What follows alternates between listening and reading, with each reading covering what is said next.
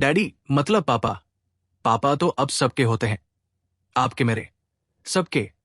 लेकिन सपनों की नगरी मुंबई में एक और डैडी हुआ करता था, जिसकी तूती जराइम की दुनिया में बोला करती थी, जिसे अच्छे अच्छे गैंगस्टर डैडी बोला करते थे, जिसका नाम है डॉन अहीर अरुण गवली।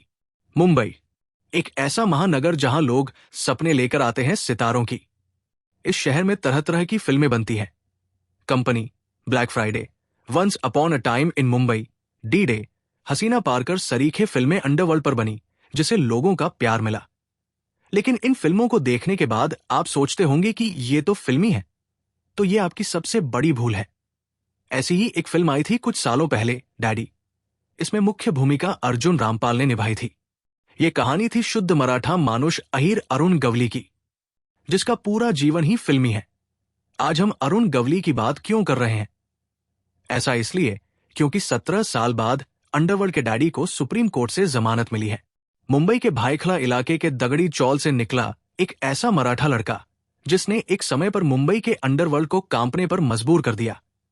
मजदूर पिता गुलाबराव के घर जन्मे गवली ने मैट्रिक के बाद पढ़ाई छोड़ कम उम्र में ही अपराध की दुनिया में कदम रख दिया। वहां उसको साथ मिला रामा नाइक का, जो अपना गैंग चलाता था। ये वही 80 का दशक था, जब दाऊद इब्राहिम से लेकर छोटा राजन तक का अंडरवर्ल्ड पर दबदबा था। रामा नाइक के जरिए अरुण दाऊद इब्राहिम से मिला, उससे दोस्ती हुई, लेकिन चंद दिनों बाद ही गवली के दोस्त और उस्ताद रामा नाइक की एक गैंगवार में हत्या कर दी गई। गवली को शक था कि गैंगवार के पीछे दाऊद का हाथ है। उसके बाद शुरू होती है कहानी दाऊद बनाम गवली वाली। उसने दाऊद से अलग होकर अपनी खुद की गैंग बनाई और शुरू हो गया खूनी संघर्ष। कहा जाता है कि गवली ने दाऊद को सबक सिखाने के लिए सबसे बड़ा कदम तब उठाया जब उसके 4 शूटरों ने 1992 में दाऊद की बड़ी बहन हसीना पारकर के पति इब्राहिम पारकर को मुंबई में उसके होटल के बाहर गोलियों से भून दिया। इस घटना के बाद पूरा अंडरवर्ल्ड हिल गया, जिसके बाद अरुण गवली की डैडी वाली इमेज को सबने स्वीकार कर लिया।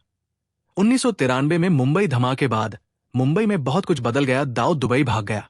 उसके बाद गवली का सीधा टकराव छोटा राजन से हुआ, लेकिन यहां भी गवली उस पर भारी पड़ा और उसने अपने सेंट्रल मुंबई की दगड़ी चौल को अपने गैंग का गढ़ बना लिया। बाद में अरुण गवली का टकराव रवि पुजारी से भी हुआ, लेकिन मराठा होने की वजह से उसको वहां के लोगों का साथ मिला और वो पुजारी पर भी भारी पड़ा। गैंगवार में बढ़ती दुश्मनी को देखते हुए अरुण गोवली ने राजनीति में कदम रखा।